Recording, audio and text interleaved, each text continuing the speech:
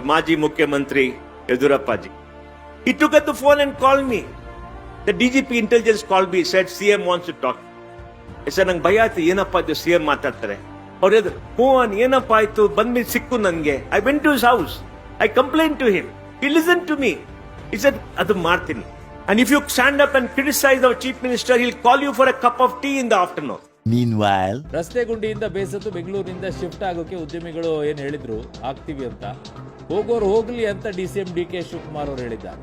ಉದ್ಯಮಿಗಳು ಹೊರಗಡೆ ಹೋಗ್ತೀವಿ ಅಂತ ಒಂದಿಷ್ಟು ಅವ್ರಿಗೆ ಜನ ಎಲ್ಲ ಹೋಗೋರೆಲ್ಲ ಕರೀತಾ ಇದ್ದಾರೆ, ಕರ್ಕೊಂಡು ಹೋಗ್ಲಿ ಯಾರು ಬೇಡ ಅಂತ ಹೇಳ್ತಾರೆ. Where they were last 25 years.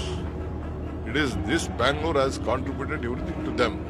If they want to hurt themselves, it is left to them. ORR Bellandur has been our office plus home for the last 9 years, but it's now very, very hard to continue here. We have decided to move out. ಕಂಪನಿಗಳು shift ಆಗೋದಕ್ಕೆ ಹೋಗ್ತಾ ಇದಾವೆ. ಕಂಪನಿಗಳ ಮಾಲೀಕರುಗಳು ತೂಚಿ ಅಂತ ಚೀಮಾರಿ ಹಾಕ್ತಾ ಇದ್ದಾರೆ. ಒಂದಾದ್ರೂ ನಿಮ್ ಯೋಗ್ಯತೆಗೆ ಬೆಂಗಳೂರಲ್ಲಿ ಒಂದು ರಸ್ತೆ ಗುಂಡಿ ಸರಿ ಇದೆಯೇನ್ರಿ?